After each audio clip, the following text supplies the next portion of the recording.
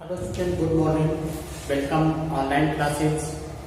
आज क्लास 9 के student social science में ज्योग्राफी का पोर्शन पढ़ेंगे और सेकेंड लेसन लोग आज यहाँ पर स्टार्ट करेंगे। फर्स्ट लेसन कंप्लीट हो चुका है और जो सेकेंड लेसन है हमारा वो है भारत का भौतिक स्वरूप। तो यहाँ पर हम लोग देखेंगे कि भारत का जो भौतिक स्वरूप है वो कैसा है। भौतिक स्वरूप का मतलब कि जो भारत के भौगोलिक विविधता के हिसाब से इनको कितने क्षेत्रों में बांटा जाता है ना। तो भौगोलिक विविधता क्या है भारत की और किस तरह से इसका विभाजन किया गया है, इसके बारे में थोड़ा सा हम लोग जानने का प्रयास करते हैं। तो भारत का भौतिक स्वरूप यानी भारत का भू आकृतिक विभाग, भू आकृतिक विभाग या इसको हम कह सकते हैं भौगोलिक विभाजन। भौगोलिक विभाजन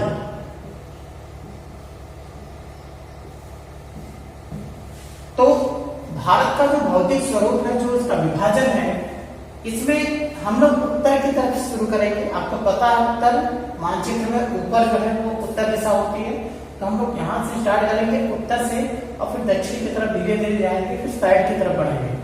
ओके स्टूडेंट, तो सबसे उत्तर में जो है वो है हिमालय का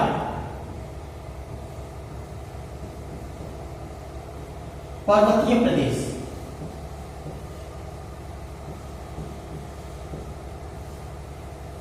इसके बाद उत्तर का विशाल मैदान।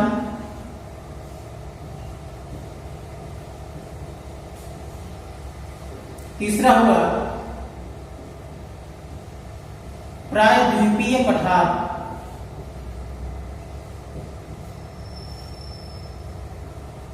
चौथा होगा समुद्र तटीय मैदान।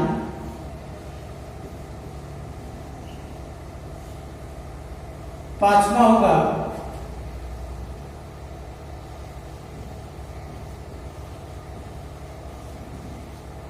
मरुस्थलीय प्रदेश या इसे थार का मरुस्थल भी कहते हैं। थार का मरुस्थल।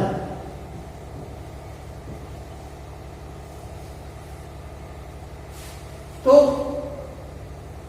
लास्ट जो इसमें होगा वो है द्वीप समूह। छठा जो है पॉइंट इसमें है जुड़ा है। इस तरीके से हम देखेंगे कि भारत का जो भौगोलिक विभाजन है वो 6 भागों में बटा है। हिमालय का पर्वतीय प्रदेश।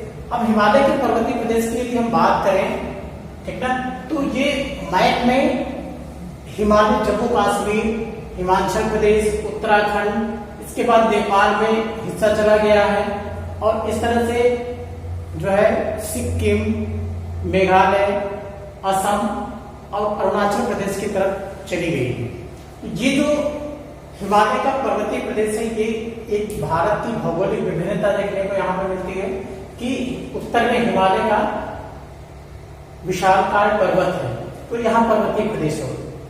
इसके बाद हिमालय जहां पर है उसके हम दक्षिण में यदि आ जाए, ठीक ना, हिमालय के यदि दक्षिण में आ जाए तो दक्षिण में क्या है, उत्तर का विशाल मैदान इसको बोलते हैं। और इस उत्तर के विशाल मैदान का जो निर्माण हुआ है वो हिमालय से निकलने वाली नदियों के द्वारा बहाकर लाई गई खनिज पदार्थ, खनिज लवणों से हुआ है। इसलिए ये क्षेत्र जो है उपजाऊ है। भारत का सबसे ज्यादा उपजाऊ जो क्षेत्र है, यहाँ पर जलोढ़ या दोमट मिट्टी मिलती है और सर्वाधिक उपजाऊ वाला क्षेत्र है। सर्वाधिक जनसंख्या निवास यहाँ पे करती है क्योंकि यहाँ पर मानवीय जनजीवन की अनुकूल परिस्थितियां विद्यमान है।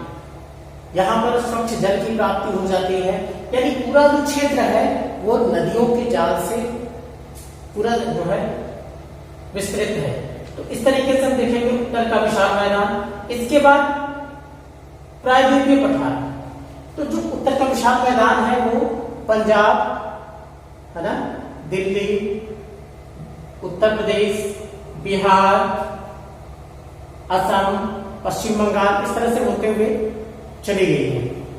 और फिर उसके बाद प्रायद्वीपीय पठार की बात करें तो दोनों समुद्र तटों के, एक तो पूर्वी समुद्र तट यानी बंगाल की खाड़ी, पश्चिमी समुद्र तट यानी अरब सागर, और इन समुद्र तटों के बीच में जैसे मान लिया हम लोग एक मैप के माध्यम से थोड़ा सा इस तरह समझने का प्रयास करें तो ये जो क्षेत्र है त्रिभुजाकार, ये जो क्षेत्र है ये जो है वो प्रायद्वीपीय पठार कहलाता है। और इस प्रायद्वीपीय पठार का जो पूर्वी हिस्सा है वो पूर्वी समुद्र तटीय मैदान, और जो पश्चिमी हिस्सा है वो पश्चिमी समुद्र तटीय मैदान कहलाता है। यहाँ पर हम देखेंगे कि यहाँ पर बंगाल की खाड़ी है और ये जो है अरब सागर है। तो इस तरीके से ये प्रायद्वीपीय पठार है। अब हम समुद्र तटीय मैदान की बात करें तो समुद्र बंगाल की खाड़ी से और प्रायद्वीपीय पठार के बीच में पूरा पश्चिम बंगाल, उड़ीसा, आंध्र प्रदेश और तमिलनाडु का जो क्षेत्र है वो पूर्वी समुद्र तटीय मैदान कहलाता है, जो बंगाल की खाड़ी से लगा हुआ है। इसके बाद पश्चिम की तरफ जो है वो अरब सागर है, और अरब सागर के किनारे यहाँ पर केरल, कर्नाटक, गोवा, महाराष्ट्र और यहाँ पर जो है वो गुजरात राज्य। इस तरह से ये जो है पश्चिमी समुद्र तटीय मैदान कहलाते हैं। तो समुद्र तटीय मैदान हो गए। इसके बाद मरुस्थलीय जो प्रदेश है वो राजस्थान का जो क्षेत्र है, राजस्थान का जो एरिया है वो थार का मरुस्थल, थार का मरुस्थल जो है एशिया का जो है महत्वपूर्ण मरुस्थल है। और यहाँ पर जो है राजस्थान का पूरा क्षेत्र, राजस्थान और पाकिस्तान का कुछ एरिया जो है वो मरुस्थलीय प्रदेश थार का मरुस्थल कहलाता है। इसके बाद द्वीप समूहों की बात करते हैं तो बंगाल की खाड़ी में जो है वो अंडमान निकोबार द्वीप समूह है और अरब सागर में लक्षद्वीप समूह है। तो इस तरीके से द्वीप समूह भी यहाँ पर भौगोलिक विविधता की पहचान है। तो हम इस तरह से देखते हैं कि पूरा जो भू आकृतिक विभाजन है, एक बार फिर से हम लोग इसको देख लें। हिमालय का पर्वतीय प्रदेश, उत्तर का विशाल मैदान, प्रायद्वीपीय पठार, समुद्र तटीय मैदान, थार का मरुस्थल और द्वीप समूह जो दोनों सागरों में स्थित है। इस तरीके से ये भारत की जो है भौगोलिक विभाजन है, भारत की जो भू आकृतिक विभाजन है, और इसी को भारत का भौतिक स्वरूप भी कहते हैं। ओके स्टूडेंट, आज के लिए इतना ही। Good bye.